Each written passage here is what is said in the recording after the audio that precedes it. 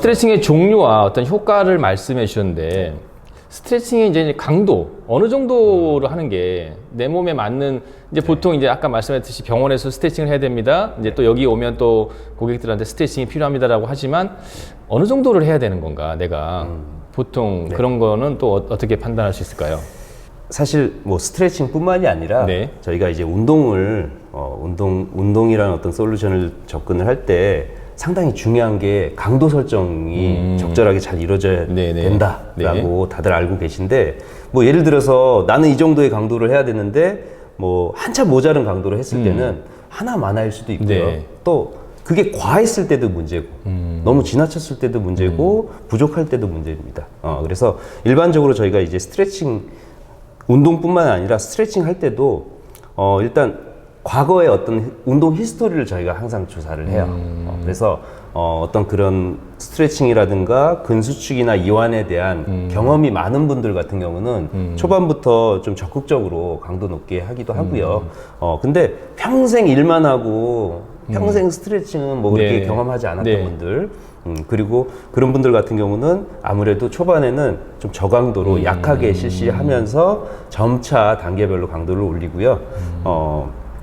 특히나 이제 연세 많으신 분들, 일반적으로 보통 이제 어르신분들, 노인분들 같은 경우는 약간의 임상적인 문제들을 다 갖고 있기 때문에 부위별로 접근할 때도 어떤 부분은 좀 적극적으로 하고 어떤 부분은 좀 조심스럽게 해야 되는 이런 부분까지도 사실 결정을 해야 되기 때문에 특히나 이제 그런 고민이 있으신 분들 같은 경우는 가급적이면 전문가의 조언을 좀 받고 진행을 하는 게 좋을 것 같고요.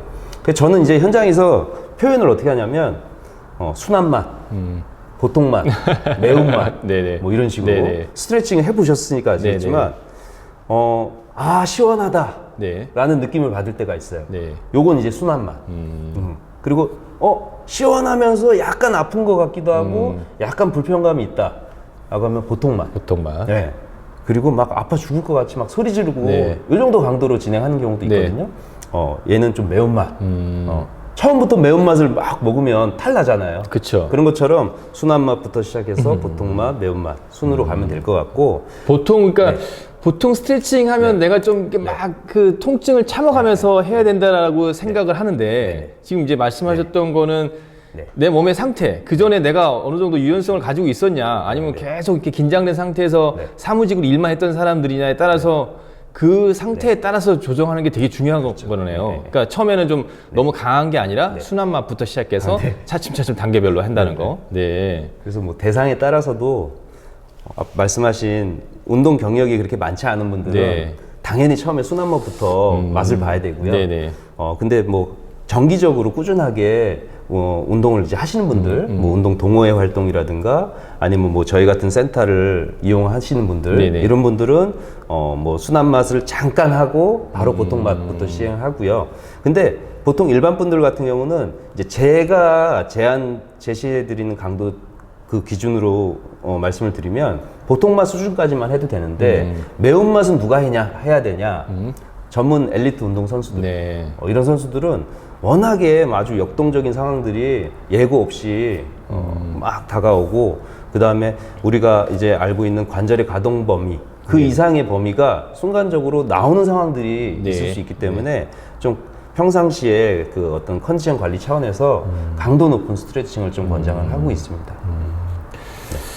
이런 스트레칭을 하고 안 하고에 따라서 아까 얘기했던 어떤 뭐 다양한 어떤 몸의 상태가 좀 더 좋아지는 것들, 뭐 순환이 좋아져서 몸의 컨디션이 좋아진다는 이런 것도 있겠지만 스트레칭을 안 함으로 인해서 어떤 통증과 연관된 그런 부분들도 많을 것 같은데요. 그러니까 스트레칭을 하고 나서 아까도 얘기했던 어깨 통증을 해결하기 위해서 스트레칭 쪽을 했었다고 하듯이 이 스트레칭 자체가 뭐 아침에 일어났을 때 예를 들어서 너무 뻐근하고 세수할 때도 힘들고 이런 것들, 그런 것들이 결과적으로는 스트레칭과 굉장히 관계가 있을 것 같은데 일상생활 동작에서 그럴 때는 어떻게 좀 본인들이 할 수 있는 방법이라든가 어떻게 좀 접근하는 게 좋을까요?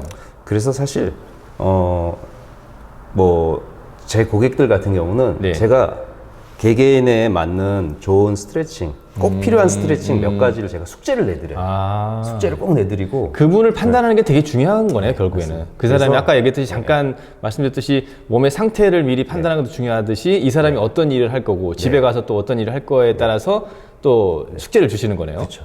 숙제를 내드리고 그거를 주무시기 전에 꼭 뭐 몇 번씩 시간 10분, 15분 정도면 충분하니 몇 가지 정말 핵심이 되는 스트레칭 몇 가지를 제가 숙제를 내드리고 이거 하고 주무세요 꼭 하고 당부를 드리고요.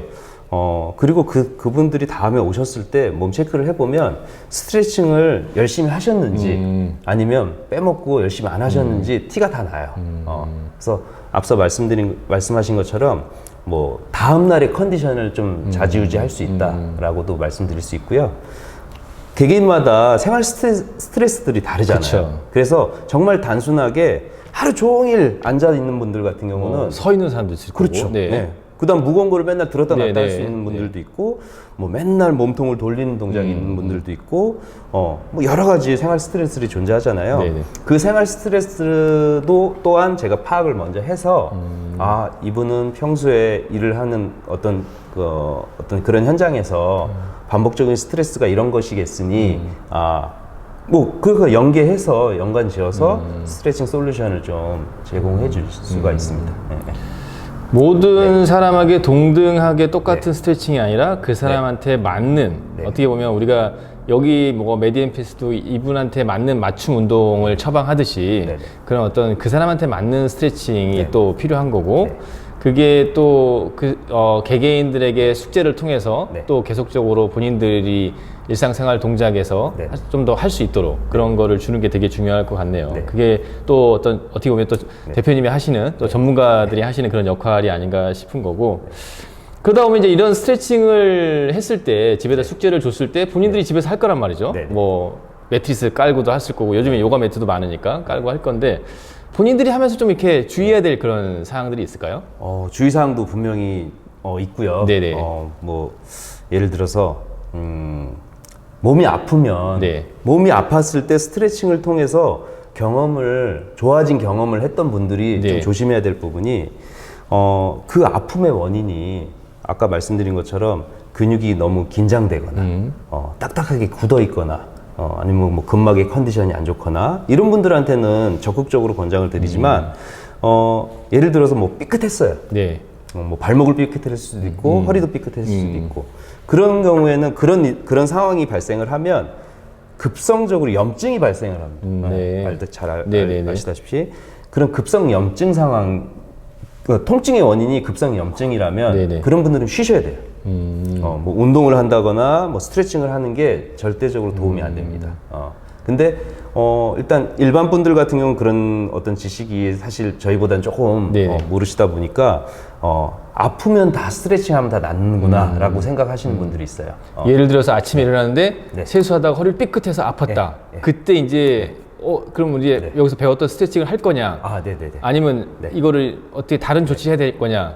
그랬을 때 이제 대표님 말씀은 그때는 오히려 휴식을 취하는 게 더 효과적이다, 효율적이다라는 말씀하시는 거죠? 안정을 취하고 어느 정도 안정을 취했는데도 증상이 완화가 되기는커녕 점점 악화가 되거나 개선이 안 된다면 우선은 병원을 가시는 게 가서 점검을 받아보시는 게 오히려 의료적인 어떤 처치를 하는 게 맞을 수 있는 상황이 될 수도 있고요.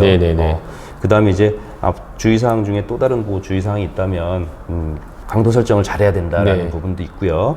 그리고 그냥 요즘에 워낙에 뭐 유튜브라든가 여러 매체를 통해서 정보 습득이 너무 잘 이루어질 수 있는 그런 좋은 환경이다 보니 그냥 막 운동을 그냥 보고 다 따라하세요. 맞아요.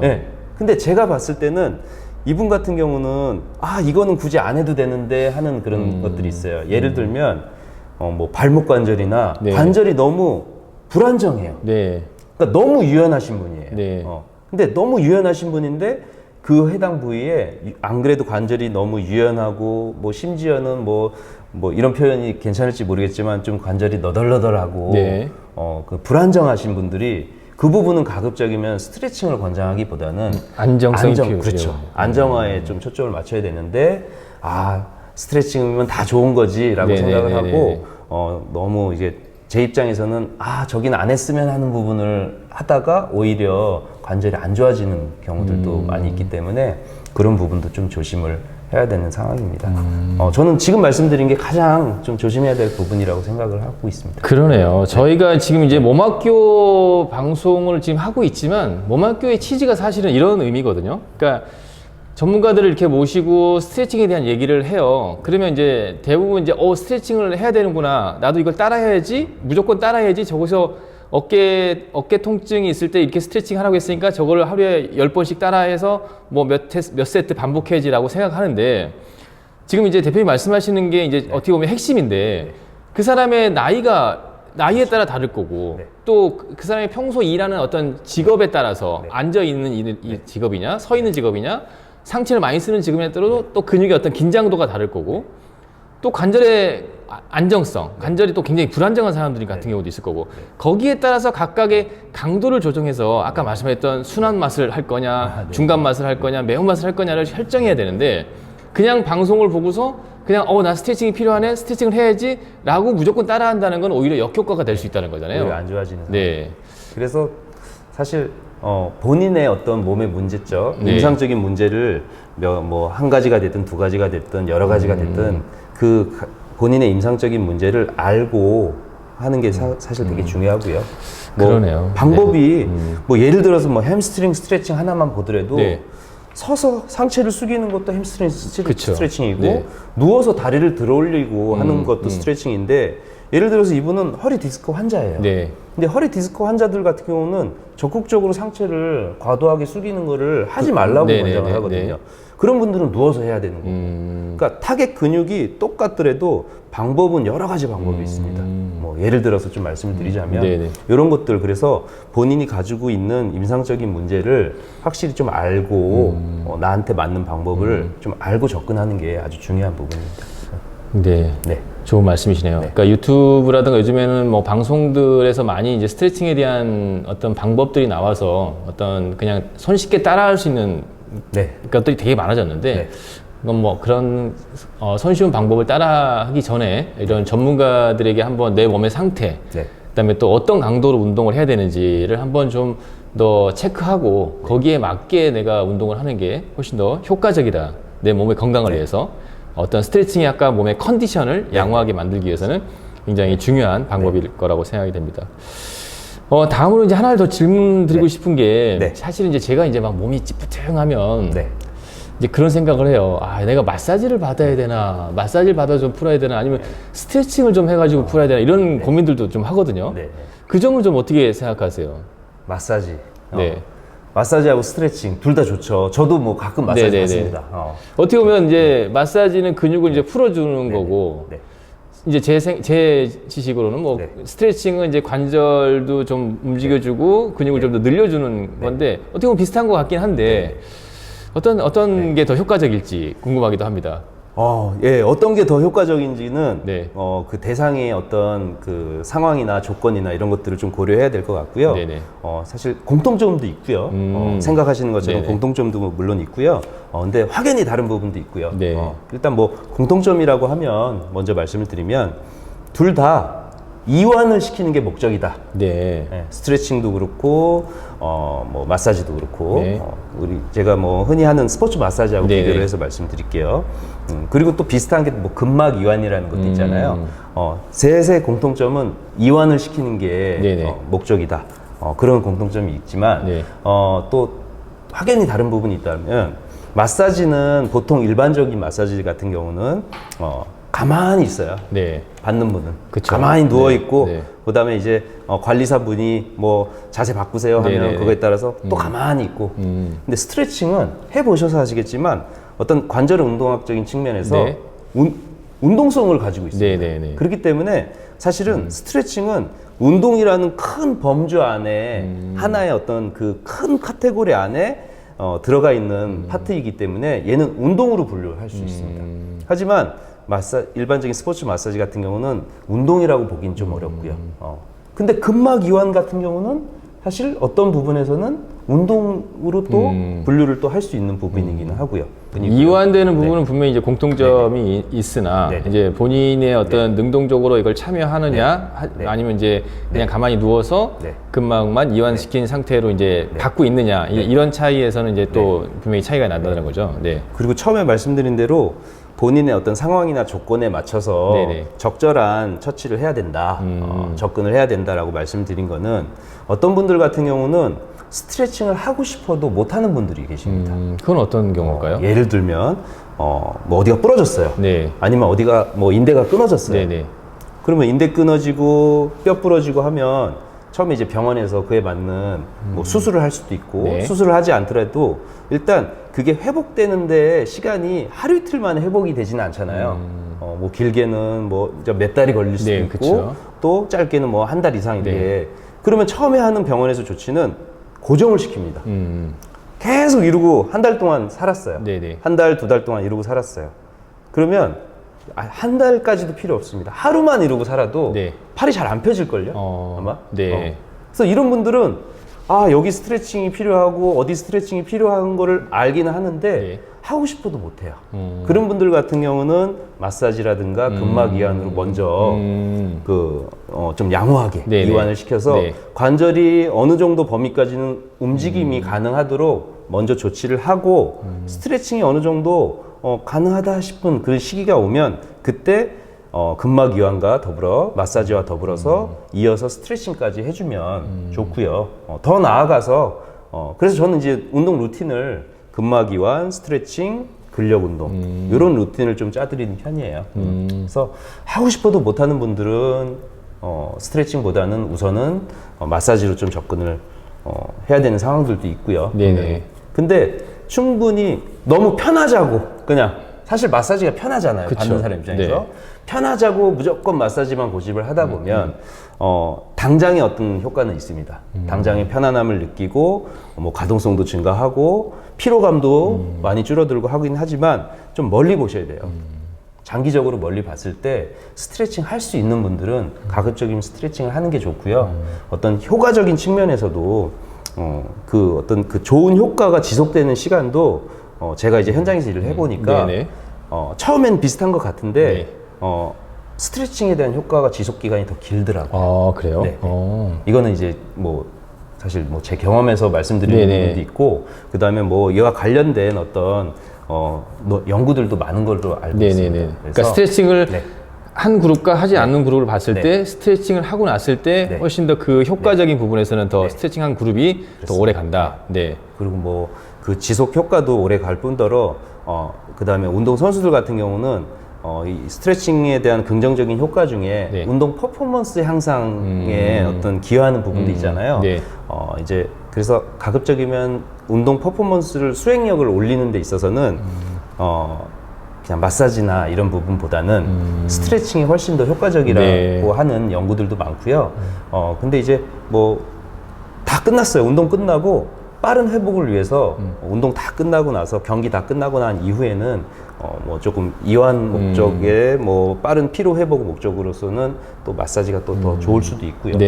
그 상황에 맞게 적절한 방법을 선택을 하시면 좋을 것 같습니다. 일단 뭐 정리하자면 이분이 본인이 이제 뭐 스트레칭을 할 수 없는 그런 상태라고 하면 처음엔 당연히 뭐 기본적인 마사지를 이용하는 어떤 근막 이완이라는 게 필요할 거고 추가적으로는 이제 본인의 어떤 능동적으로 이런 운동에 참여할 수 있는 상태라고 하면 당연히 기본적으로 스트레칭에 대한 부분이 꼭 필요한 부분. 그래서 이제 오히려 그런 어떤 운동 효과가 좀 더 지속되는 부분이 있었고 또 이제 마지막으로는 이제 거기에 스트레칭으로 끝날 게 아니라 거기에 맞는 나의 상태에 맞는 근력 운동을 하는 게 이제 가장 효과적이다. 이제 그런 말씀하셨는데 지금 이제 저희 몸학교를 보고 계신 분들도 아까 말씀드렸듯이 단순하게 이 운동에 대한 부분, 운동에 대한 필요성을 많이들 요즘에는 강조하고 있고 많이들 따라 하거든요. 그래서 이제 그런 어떤 몸의 상태를, 본인의 몸의 상태를 평가하는 게 가장 중요할 것 같고요. 그래서 전문가들에게 내 몸의 상태를 먼저 판단을 하고 평가한 후에 거기에 맞는 스트레칭, 그 다음에 거기에 맞는 근력 운동, 이런 것들이 결과적으로는 내 몸의 컨디션을 양호하게 만들고 또 어떤 삶의 질을 높여주는 그런 효과가 있을 거라고 생각이 듭니다. 대표님 오늘 스트레칭에 대한 얘기를 이제 다양하게 말씀해 주셨는데 그러면 이제 저희가 이제 좀 한 단계 좀 더 나아가서 이제 각 질환별 또 아니면 또 각 부위별 이런 스트레칭에 대한 방법들을 좀 이렇게 설명해 주시고 그런 걸 좀 따라할 수 있는 그런 것들 좀 한번 얘기해 주시고요. 아까 말씀드렸듯이 누구나가 따라할 수 있겠지만 또 이제 거기에 본인의 뭐 컨디션을 판단해서 또 이제 거기에서 자기가 조절할 수 있는 그런 노하우들도 좀 알려주시면 고맙겠습니다. 네, 알겠습니다. 네, 감사합니다.